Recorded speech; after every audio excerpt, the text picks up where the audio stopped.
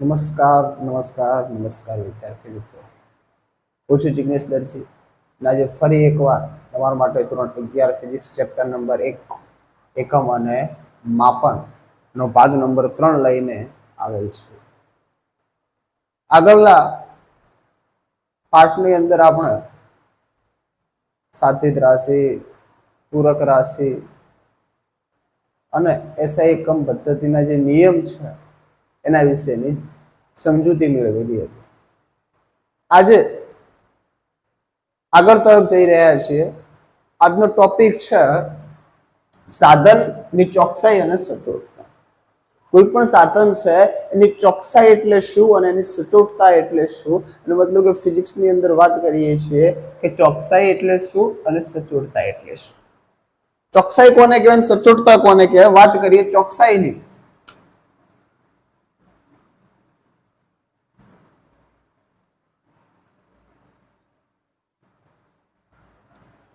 વાત કરીએ ચોકસાઈ, તો કોઈ પણ રાશિનું મૂલ્ય તે મૂલ્યના કોઈ પણ રાશિનું મૂલ્ય તે સાચા મૂલ્યના કેટલા નજીક છે, કોઈ પણ રાશિનું મૂલ્ય તે સાચા મૂલ્યની કેટલી નજીક છે, જેને શું કહેવાય છે? ચોકસાઈ. કોઈ પણ રાશિનું મૂલ્ય તે સાચા મૂલ્યની કેટલા નજીક છે, જેને શું કહેવાય છે? તે રાશિની ચોકસાઈ. કોઈ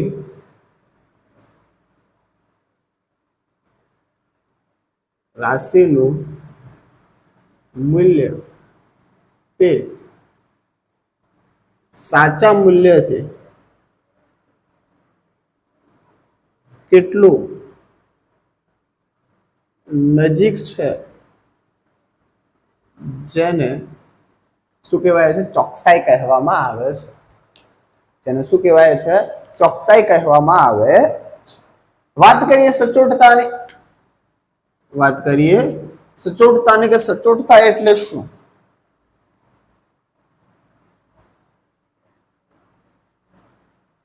તો કે કોઈ રાશિ નું માપન કરે, કોઈ રાશિનું માપન કરીએ છીએ તો માપન કરતી વખતે તે કેટલા વિભેદન સુધી તેનું માપન મળે છે. કોઈ રાશિનું માપન કરતી વખતે તે કેટલા વિભેદન સુધી એનું માપન મળે છે, કઈ સીમા સુધી એનું માપન મળે છે, તેને શું કહેવાય છે? તે રાશિને સચોટતા કહેવામાં આવે છે. કોઈ રાશિનું માપન કરતી વખતે તે કેટલા વિભેદન કે સીમા સુધી મળે છે, જેને શું કહેવાય છે? તો કે સચોટતા કહેવામાં આવે છે. કે સર બંનેની વ્યાખ્યા આપી પણ કઈ સમજણ એટલી બધી પડી નહીં. આનું કંઈક એક્ઝામ્પલ કે ઉદાહરણ આપીએ ત્યારે તમને અમને કે ખબર પડે. તો ચલો એના એક્ઝામ્પલ લઈએ, તેનું ઉદાહરણ લઈએ કે સચોટતા અને ચોકસાઈ કોને કહેવાય છે. તો વાત કરીએ, કોઈ સાચું મૂલ્ય આપણી પાસે કોઈ સમય છે, ઘડિયાળનો કોઈ એક સમય ફિક્સ કર્યો છે, અને ઘડિયાળની અંદર જ્યારે આપણને નજર મારી, જ્યારે આપણે જોઈએ છીએ ત્યારે એનો સમય છે 12 વાગ્યા ને ઉપર 15 મિનિટ થયેલી છે. 12 અને ઉપર 15 મિનિટ છે, એટલે 12:15 થયેલા છે. હવે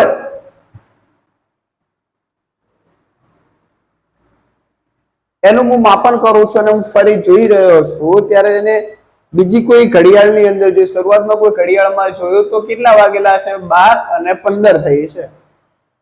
બીજી ઘડિયાળમાં નિરીક્ષણ કરું છું, જ્યારે બીજી ઘડિયાળમાં હું નિરીક્ષણ કરું છું તો બીજી ઘડિયાળની અંદર એનો સમય છે 12:14.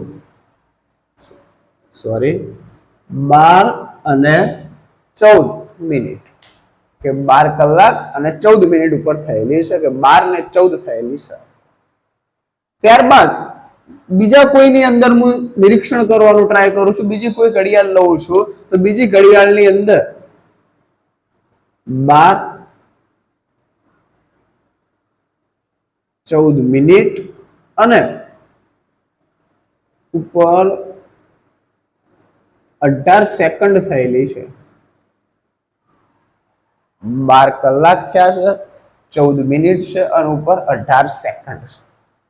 ત્રીજી વખત કોઈ નિરીક્ષણ કરું છું કોઈ ત્રીજી ઘડિયાળની અંદર, તો ત્રીજી ઘડિયાળની અંદર 12 કલાક 14 અને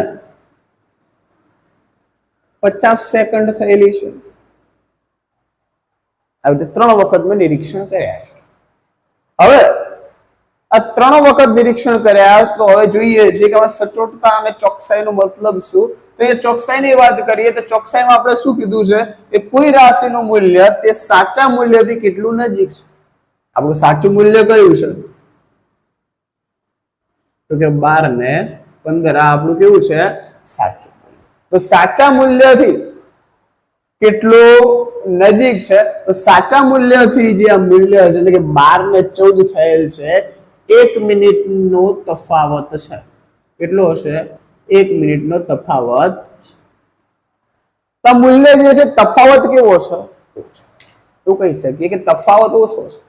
તો આને હું કદાચ એવું કહી શકું કે આનામાં તફાવત ઓછો છે, તો હું એવું કહી શકું કે આ કેવું છે, ચોકસાઈ ભરેલું છે, કે નોર્મલ તફાવત છે. અથવા હું બીજું કોઈ લઉં છું કે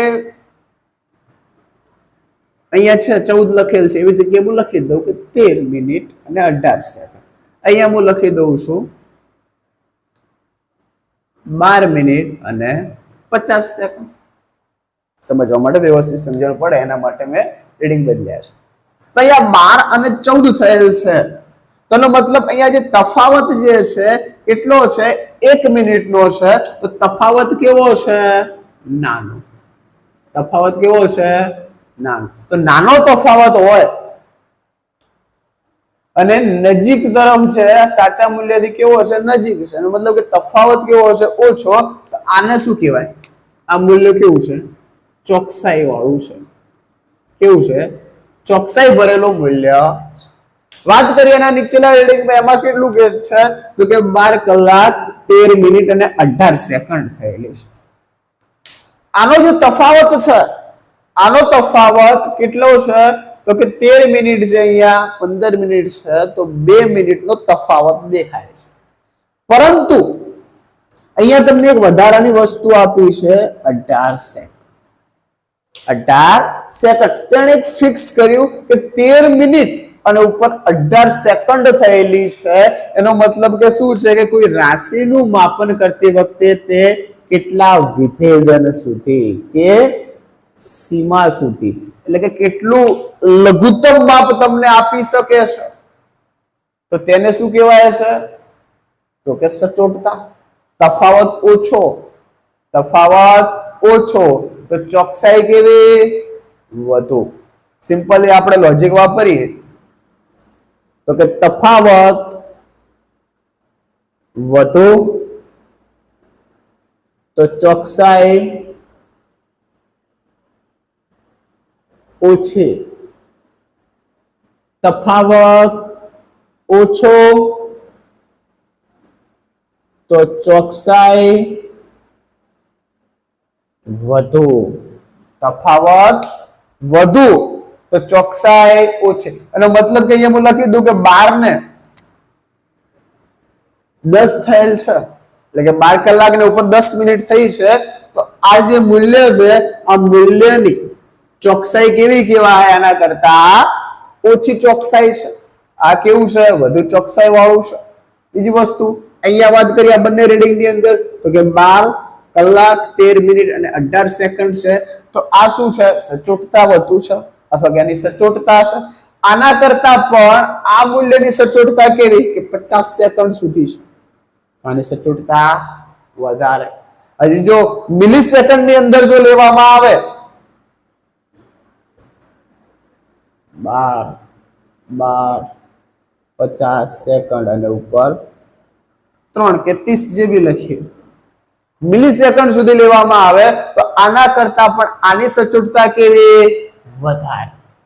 તો કેટલા વિભેદન સુધી, કેટલી સીમા સુધી, કેટલું નજીક કમ્પ્લીટ રીડિંગ મળે છે, જેને શું કહેવાય છે તો કે સચોટતા કહેવાય છે.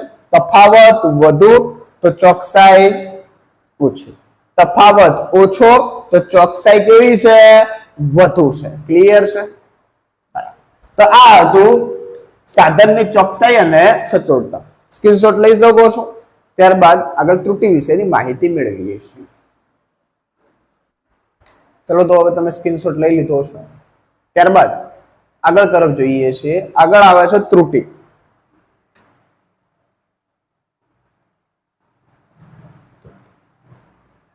તો ત્રુટિ વિશેની વાત કરીએ છીએ. ત્રુટિ એટલે ખામી. કોઈ વસ્તુમાં ખામી છે તો એને શું કહી શકાય? ફિઝિક્સની ભાષામાં ત્રુટિ કહેવામાં આવે છે. ત્રુટિના બે પ્રકાર છે.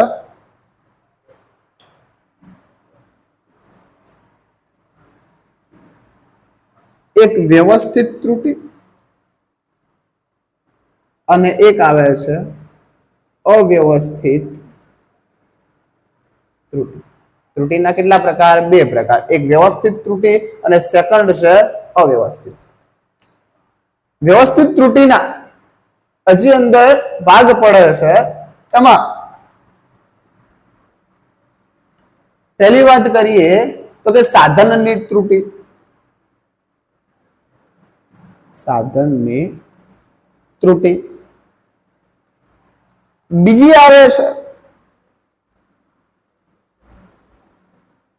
પ્રયોગ પદ્ધતિ ની ત્રુટિ અને ત્રીજું આવે છે વ્યક્તિગત ત્રુટિ.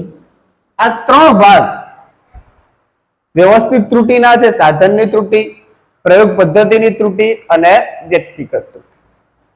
જ્યારે અવ્યવસ્થિત ત્રુટિમાં માત્ર એક જ ભાગ છે એવું કહી શકાય અને એ છે કે બાહ્ય પરિબળના કારણે આવતી ત્રુટિ. બાહ્ય પરિબળો ના કારણે આવતી ત્રુટિ.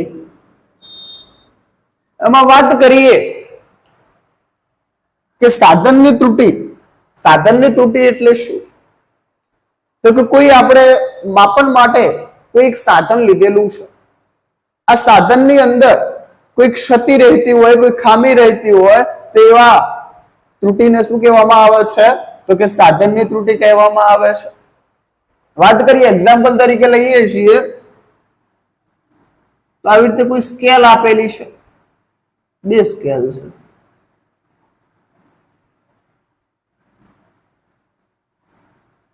આ કોઈ બે સ્કેલ છે. એના પર રીડિંગ આપેલ હશે 1 2 3 4 આવી રીતે 15 સેન્ટીમીટર સુધીના રીડિંગ આપેલા હશે. એ જ રીતે ઉપર પણ આપેલ હશે 1 2 3 4 અને અહીંયા આટલે 15 સેન્ટીમીટર આપેલું છે. ત્યાં 15 સેન્ટીમીટર આવે છે. તો અહીંયા જે આપણી પાસે સ્કેલ છે, આ સ્કેલ જે છે આ સાચી સ્કેલ છે. આની અંદર કોઈ જાતની ત્રુટિ આપેલી નથી. પરંતુ અહીંયા 15 સેન્ટીમીટર અહીંયા આવે છે સર, અહીંયા 15 સેન્ટીમીટર થોડા આગળ તરફ આવે છે. આનું કારણ શું હોઈ શકે? તો આનું કારણ એ જ છે કે બંને જે સ્કેલ છે, સ્કેલનું મૂલ્ય જે છે તો અહીંયા જે છે 15 સેન્ટીમીટર આગળ આવે છે, જ્યારે આમાં 15 સેન્ટીમીટર ક્યાં છે? સેજ પાછળ, નોર્મલ. ઘણો કોઈ ડિફરન્સ નથી. તો આ સ્કેલની અંદર 15 સેન્ટીમીટર જે સેજ એકાદ mm આગળ આવે છે, એનો મતલબ કે આટલી આમાં શું છે? ત્રુટિ છે. તો આ સાધન એટલે કે સ્કેલની અંદર શું છે? ત્રુટિ છે તો આ ત્રુટિને કેવી ત્રુટિ કહેવામાં આવે છે તો કે સાધનની ત્રુટિ કહેવામાં આવે છે. પેલું ક્લિયર થાય છે કે સાધનની ત્રુટિ એટલે શું. બીજા નંબરમાં આવે છે કે પ્રયોગ પદ્ધતિની ત્રુટિ. તો કે પ્રયોગ પદ્ધતિની ત્રુટિ સમજવી હોય તો કે કોઈ પ્રયોગ કરીએ છીએ એના પ્રયોગની અંદર જો ગોઠવણીની અંદર જો આપણે ભૂલ કરીએ છીએ પ્રયોગની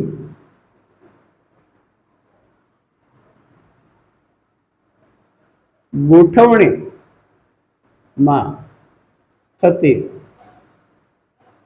ભૂલના કારણે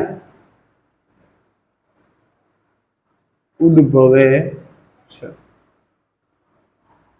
પ્રયોગ પદ્ધતિની ત્રુટિ છે એ કેમ ઉદ્ભવે છે તો કે કોઈ પ્રયોગ કરીએ છીએ, કોઈ પ્રયોગ કરવા બેઠા છીએ અને પ્રયોગ કરતી વખતે એ પ્રયોગની ગોઠવણી જો આપણે ખોટી કરેલી છે તો પ્રયોગની જો ગોઠવણી ખોટી કરેલી હશે તો આપણને પ્રયોગ પણ કેવો મળશે, પ્રયોગના રીડિંગ કેવા મળશે તો કે ખોટા મળશે. અને એ આપણે શું કહેવાય છે ત્રુટિ કહેવામાં આવે છે. તો કે પ્રયોગની ગોઠવણીમાં થતી ભૂલના કારણે જે ત્રુટિ ઉદ્ભવે છે જેને શું કહેવામાં આવે છે તો કે પ્રયોગ પદ્ધતિની ત્રુટિ કહેવામાં આવે છે. ત્યારબાદ આવે છે વ્યક્તિગત ત્રુટિ. વ્યક્તિગત ત્રુટિ એટલે કેવી ત્રુટિ તો કે કોઈ ત્રુટિ ની વાત કરીએ વ્યક્તિગત ત્રુટિની તો કે કોઈ પ્રયોગ કરવા બેઠા છીએ, કોઈ પ્રેક્ટિકલ કરીએ છીએ અને પ્રયોગ કે પ્રેક્ટિકલ કરતી વખતે આપણે જે એના રીડિંગ લઈએ છીએ એ દ્રષ્ટિ એટલે કે આપણી જે દ્રષ્ટિ ભેદ થાય છે કે જે જોવા માટે અલગ અલગ રીડિંગ લઈએ. જેમ કે એક્ઝામ્પલ લઈએ,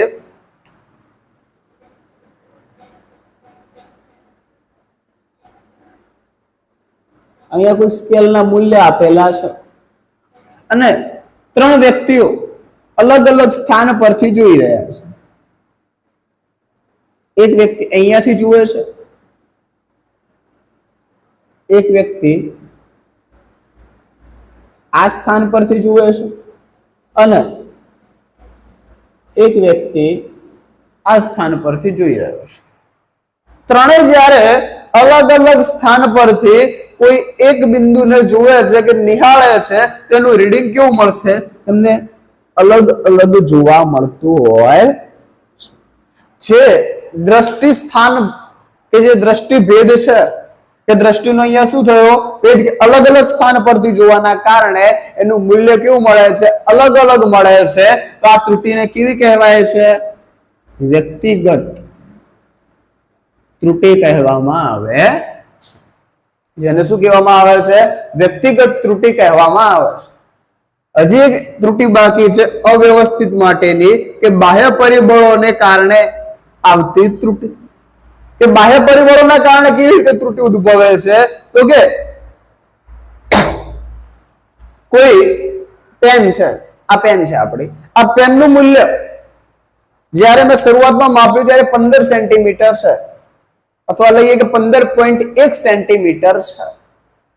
ત્યારબાદ આને કોઈ ઊંચા તાપમાન અથવા કે કઈ અત્યારે ઉનાળાનો સમય છે તો બપોરના સમયે આ પેનને કે મૂકેલી છે બહાર તડકામાં, ત્યારે તાપમાનના કારણે આ પેનની અંદર શું થાય સહેજ વધારો થશે.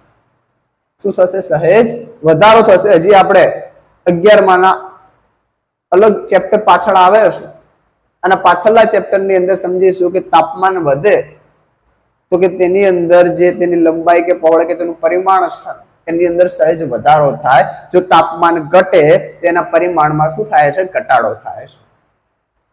તો આને બહાર મૂકેલ છે ઉનાળાના સમયની અંદર, ખરો બપોર છે તો એ સમય જ્યારે આને મૂકેલ છે તો આના તાપમાનના અંદર વધારો થવાના કારણે આનું પરિમાણ સહેજ વધે છે.